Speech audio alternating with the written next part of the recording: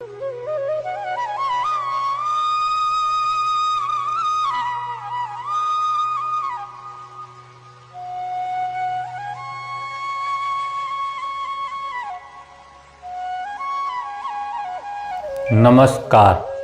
मैं doctor Rakesh research of astro में आपका स्वागत करता हूं। व्यक्तिगत कुंडली अध्ययन के इस क्रम को आगे बढ़ाते हुए मैं हाजिर हूं आज आपके सामने एक नई कुंडली लेकर, जिसमें जातक के प्रश्न है कि मेरी जो नौकरी चल रही है वो कब तक चलेगी और आने वाले समय में क्या मुझे कोई अपॉर्चुनिटीज़ है।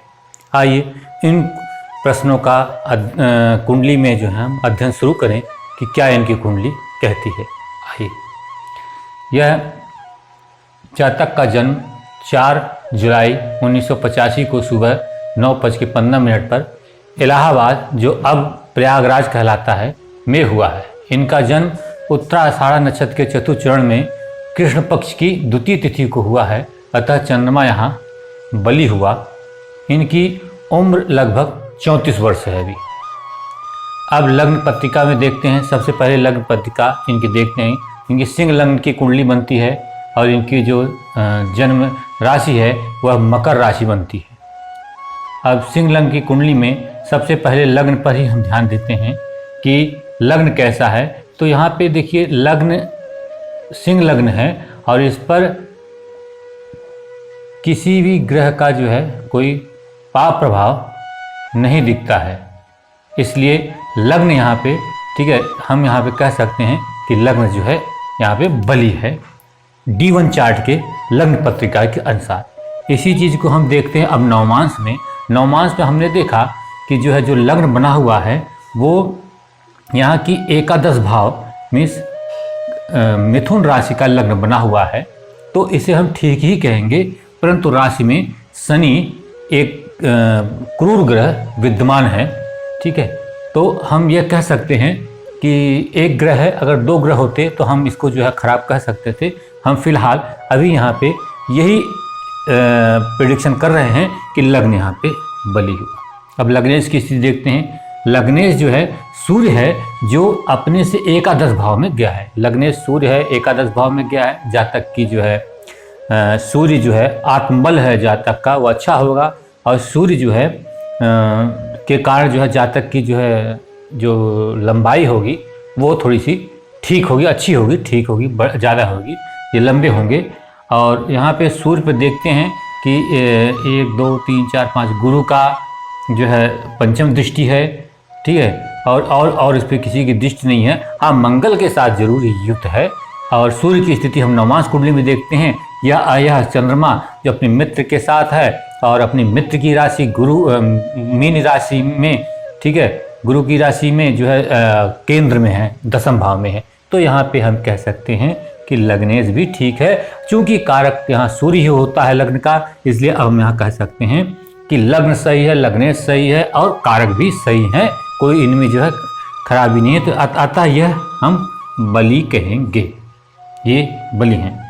अब चूंकि जातक का प्रश्न जो है कैरियर से है, इसलिए दशम देखेंगे, दशमेश देखेंगे और इसके कारक को देखेंगे। तो दशम हमने देखा कि दशम राशि में शुक्र विराजमान है।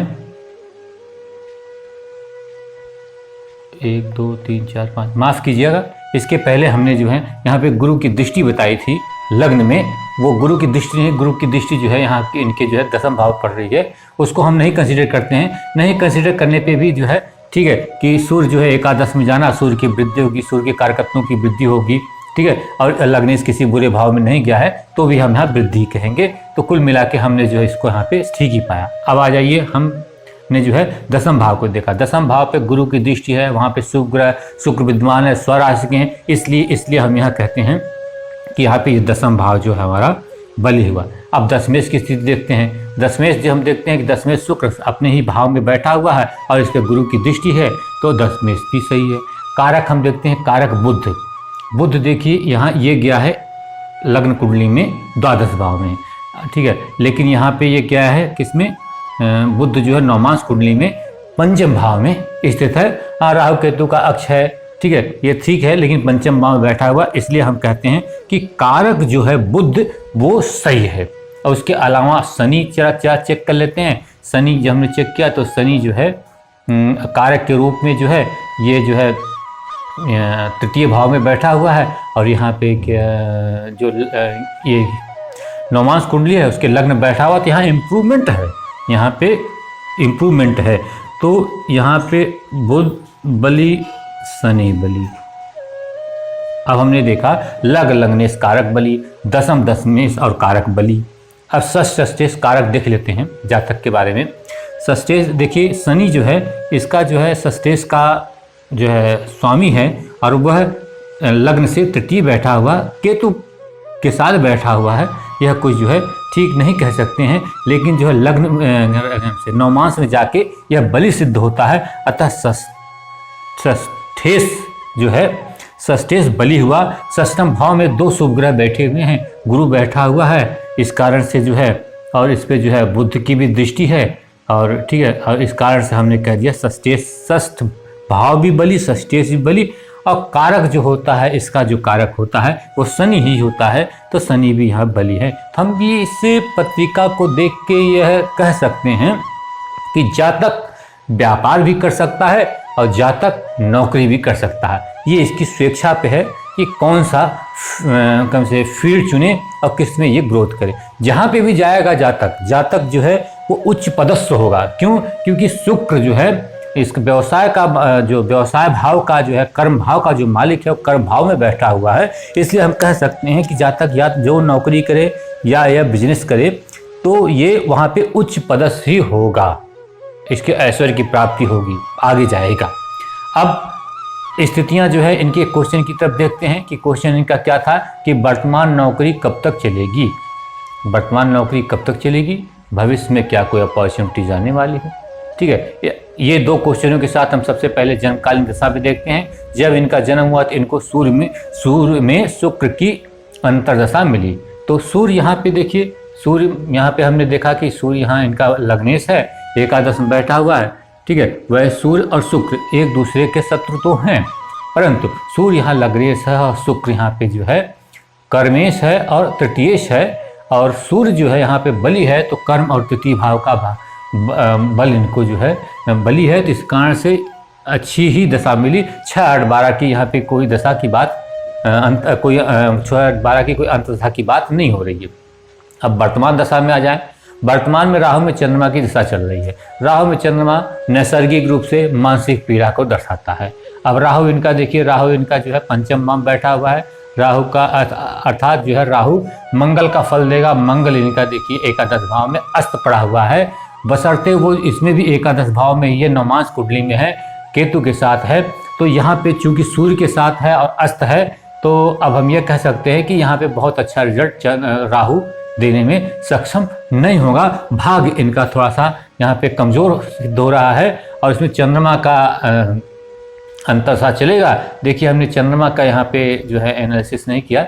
चंद्रमा देख लेते हैं कि चंद्रमा इनका जो है लग्न से षष्ठम गया है, और यहाँ पे जो है इम्प्रूव किया है नवमांश कुंडली में। तो चंद्रमा फिलहाल संघर्ष के बाद, चिंता के बाद, मेहनत के बाद रिजल्ट दे देगा। तो इसमें जो है इस दशा में जो 7 जनवरी 2018 से 9 जुलाई 2019 तक है, इसमें इनको मानसिक पीड़ा रहने वाली है, इनके सुख में कमी रहने वाली है, डिस्टरबेंस होने वाला है सुख में। ठीक है, और इनके जो भाग्य में कमी रहने वाली है, अर्थात जो है इनके जो है पारिवारिक माहौल भी बहुत ज़्यादा खुशनुमा नहीं होगा। इनको जो इनके काम बहुत जल्दी बनते नजर नहीं आएंगे, थोड़ी सी पीड़ा होगी। अब आ जाइए बिल्कुल वर्तमान की दशा में राहु में मंगल की। तो राहु में मंगल की तो यहाँ पे भी 9/7/2019 से 27/7/2020 तक राहु में मंगल की दशा चलेगी। ठीक है, राहु में मंगल की दशा। तो राहु यहाँ पे दे रहा है, मंगल यहाँ पे इनका जो है एकादश भाव से, इसमें जो है इसमें भी एकादश भाव में रह रहा है। तो जो है अब ये देखने की बात है कि कैरियर से संबंधित ये जो है इनका चेंज जो होगा, जो जॉब चेंज होगी। अगर ये कह रहे हैं कि वर्तमान नौकरी कब तक चेंज होगी, इस पर ज़रा ध्यान दे। नौकरी कब चेंज होती है?